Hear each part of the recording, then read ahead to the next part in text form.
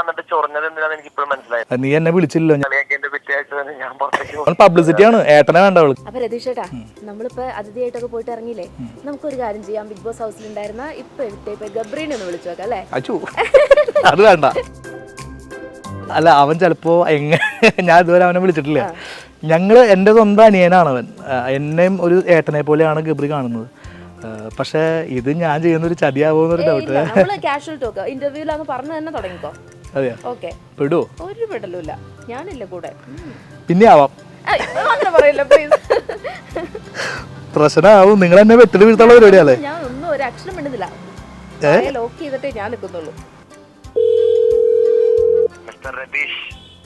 Hello ഗബ്രിക്കുട്ടാ, എന്താണ് വിശേഷം? എന്തൊക്കെയുണ്ട് വിശേഷം? സുഖല്ലേ? നല്ല വിശേഷം, നല്ല വിശേഷം.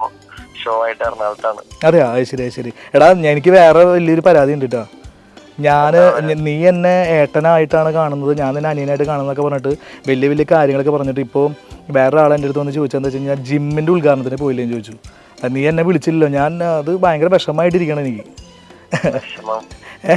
എടാ, നീ എല്ലാവരും കൂടി നീ ഏട്ടനാണ് എന്നൊക്കെ പറഞ്ഞിട്ട് രതീഷ് ഏട്ടനൊക്കെ പറഞ്ഞ് ഞാൻ പിറ്റേ ദിവസം വന്നു. നീ പറഞ്ഞിട്ടുണ്ടായിരുന്നില്ലേ ഞാൻ വരുമ്പോ കൊണ്ടുവരാന്ന് പറഞ്ഞിട്ടുണ്ടായിരുന്നില്ലേ നീ എന്നെ? അത് ഏട്ടനാന്ന് പറഞ്ഞിട്ട് അത് വളരെ മോശമായി. നീ എന്നെ ഇനി അടുത്ത ജിമ്മിന്റെ ഉദ്ഘാടനത്തിന് എന്നെ വിളിച്ചോളൂ. ഹൗസിന്റെ അകത്തുള്ള ഒരാളല്ലേ? ഓ അങ്ങനെ. ഹൗസ് ഞാൻ പിറ്റേ ദിവസം ഇറങ്ങിയല്ലോ. ആ കുഴപ്പമില്ല, ഞാൻ എന്തായാലും അങ്ങോട്ട് വരുന്നുണ്ട് കേട്ടോ. ഇറങ്ങും. പിന്നെ വേറെ എന്തൊക്കെയുണ്ട് വിശേഷം? വേറെ എല്ലാവരും വിളിക്കാറുണ്ടോ? എന്നെ ഞാൻ വന്നിറങ്ങി അപ്പം തന്നെ നിഷാനെ വിളിച്ചിരുന്നു. എന്നെ ഞാൻ എയർപോർട്ടിൽ വന്നിറങ്ങി അപ്പം തന്നെ നിഷാനെ വിളിച്ചു. വിളിച്ചിട്ടുണ്ടായിരുന്നു അല്ലേ? ഓക്കെ. വിളിച്ചിട്ടുണ്ടായിരുന്നു അല്ലേ? ഞാൻ എന്നെ വിളിക്കാറുണ്ട്, ആൾക്കാർ വിളിക്കാറുണ്ട്. ജമിനി ചേച്ചി കണ്ടിരുന്നില്ലേ? കൊള്ളാം. അതെ. നിന്റെ കണ്ടിരുന്നു ഞാൻ.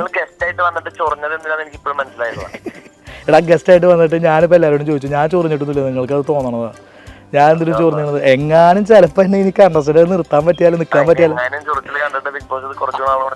അതാണ്, ചൊറിച്ചില് കണ്ടിട്ട് കുറച്ച് നാൾ കൂടി ഏട്ടന് നിൽക്കാൻ പറ്റി കഴിഞ്ഞാ ഏട്ടൻ അവിടെ പൂന്തി വിളയാടേനും. എന്റെ ഒരു അവസ്ഥ അതെന്നെ കളിയാക്കേണ്ടതല്ല. എത്ര നല്ല കുട്ടിയാന്നറിയോ? പൊളിച്ചുടാ എന്റെ കൂടെ. ഇതേ അത് ശരി, നിങ്ങളെന്നെ പൊളിച്ചൂല്ലേ? എന്റെ അടുത്ത് ഫൈനൽ ന്യൂസ് സോറിടാ ഞാന് പേടിച്ച് വിളിക്കണ്ടായിരുന്നു. ജിമ്മിന്റെ ഉദ്ഘാടനത്തിന് അവിടെ മാധ്യമങ്ങളൊക്കെ വിളിച്ചിട്ടുണ്ടായിരുന്നു അല്ലേ? അതാണ് അവന് മാധ്യമങ്ങൾ, അവൻ പബ്ലിസിറ്റിയാണ്. ഏട്ടനെ വേണ്ട അവൾക്ക്. അവന് ഉറപ്പായിട്ടും അല്ലേ? ഏട്ടനെ വേണ്ട, നിനക്ക് പബ്ലിസിറ്റി മതി. എല്ലാവർക്കും വന്നോളാം. അതാണ് ജെറീന എന്റെ അടുത്ത് നിന്നെ ഒന്ന് വിളിക്കാൻ പറഞ്ഞു. അപ്പൊ ഞാൻ പറഞ്ഞു സംഗതി അവൻ എന്റെ അനിയനെ പോലെയാണ്, പക്ഷെ അവനെ ഞാൻ വിളിക്കാം എന്ന് പറഞ്ഞിട്ട് വിളിച്ചതാണ്. അതെ സീക്രട്ടുകളൊന്നും പറയില്ല. വേണ്ട, ഞാൻ ചോദിച്ചെടുക്കുന്നില്ല. ഞാനൊരു പാവം, ഞാൻ പോവാ. അതെ സീക്രട്ടുകളൊന്നും പറയില്ല.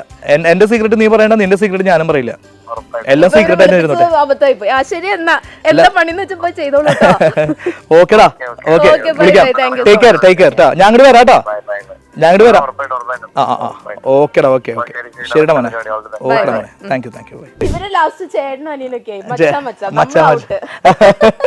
അല്ല, ഞാൻ പറയട്ടെ, ഞാൻ ഏറ്റവും ആദ്യം അവിടെ ചെന്നപ്പോഴേ, അതായത് ബിഗ് ബോസ് ഹൗസിൽ ചെന്നപ്പോൾ ഞാൻ, ജാസ്മിൻ, ഗബ്രി, പിന്നെ ആരാ, നോറ ഉണ്ടായിരുന്നു തോന്നുന്നുണ്ട്. ഞങ്ങൾ 4 പേരും ആദ്യത്തെ ദിവസം എൻട്രി കഴിഞ്ഞിട്ട് അന്നത്തെ രാത്രി ഉറങ്ങിയിട്ടില്ല. സംസാരിച്ച് ഞങ്ങൾ അത്രയും അടുത്ത് പോയ ആൾക്കാരാ. അതിൽ ജാസ്മിൻ ആയാലും ശരി, ഗബ്രി ആയാലും ശരി, നോറ ആയാലും ശരി, അതിൽ ഏറ്റവും കൂടെ എടുത്തത് ഞാൻ ജാസ്മിനും ഗബ്രി ആയിട്ടാണ്. ഞങ്ങൾ പാട്ടും പാടി സംസാരിച്ചിരുന്ന് ആ നേരം വെളുത്ത് കഴിഞ്ഞിട്ട് ആ മോർണിംഗ് സോങ് ഇട്ടതിന് ശേഷമാണ് ഞങ്ങൾ കുളിക്കാനൊക്കെ പോയത്. അപ്പം അന്നത്തെ ദിവസം നമ്മൾ ഉറങ്ങാതെ അത്രയും ഫ്രണ്ട്ഷിപ്പ്, എനിക്ക് ഫസ്റ്റ് ഉണ്ടായ ഫ്രണ്ട്ഷിപ്പാണ് ഗബ്രിയും ജാസ്മിനും. അപ്പോൾ അതിപ്പോഴും ഉണ്ടാവുന്നു. ഇപ്പൊ അവരെ ചേട്ടനോ അനിയനും. അല്ല ഞാൻ പറയട്ടെ, അത് ഇപ്പോഴും ഉണ്ട്. അത് ഗെയിമൊക്കെ അത് കഴിഞ്ഞാൽ അത് അവിടെ വിടണം.